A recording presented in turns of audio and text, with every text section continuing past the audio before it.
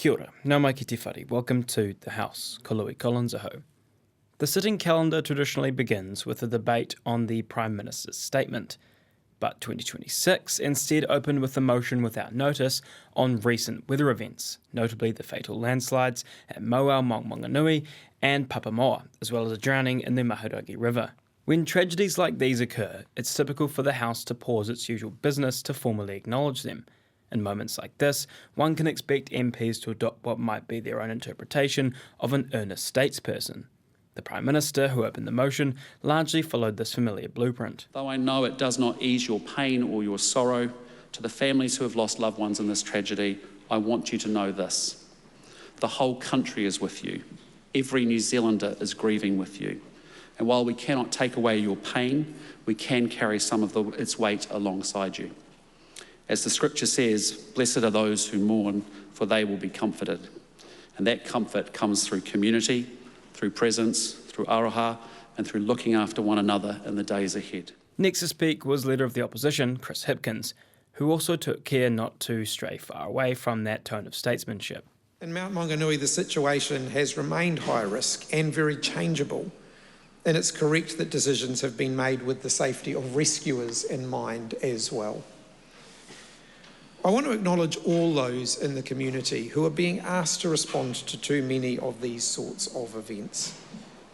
For the vigils, for the support for families, for showing up for strangers, thank you. To our marae up and down the country, a very warm thank you. When we are tested by these severe events, we see the very best of New Zealand. In previous motions acknowledging tragic events, there has sometimes been one or more speakers who choose to rock the boat slightly. In the past, the Green Party has been willing to move beyond the innocuous lament and offering of thoughts and prayers, making remarks that are more combative. So when co-leader Marama Davidson rose on behalf of the Greens, there may have been some nervousness in the House that fingers were about to be pointed. Davidson's remarks, however, proved fairly unobtrusive. She offered tautoko support for the compassionate comments from both Hipkins and Luxon, while also questioning whether that compassion was being matched with preparedness. We absolutely, at all times, and especially when there is loss, need to look at ourselves honestly and ask, are we sure that the compassion and care that the people on the ground doing the mahi are demonstrating is matched by the wisdom, the foresight, the planning, and the care that we here in the House, are we showing likewise? Perhaps anticipating a more pointed or political contribution from Davidson, ex-Cameron Luxton appeared to have written into his speech a counterattack of sorts against those politicising the recent weather events. Presumably he was meaning climate activists, though whether he was referring to anyone in particular in the House remains open to interpretation. What has been deeply disappointing is how quick some voices have politicised this tragedy and hijacking it for their own agenda. We must understand these events and what has preceded them, but remember that New Zealand has always had extreme weather. We have always had slips. No law, no slogan and no protest can stop rain from falling and hills from moving. What can save lives is practical action, sound land management, proper hazard identification, robust safety practices and effective emergency response. Those are the questions that matter if we want fewer families grieving in the future. None of them involve trying to change the weather. Like Luxton, Winston Peters also appeared to have prepared a counter-finger point to a finger point that ultimately never quite eventuated. There has been an alarming degree of so-called experts, commentators and, dare we say, some of those in the media of being guilty of being Monday morning quarterbacks. It's appalling that with the bodies of victims still to be recovered, some have rushed to be adjudicators based not on fact, but on emotion and hot reckons.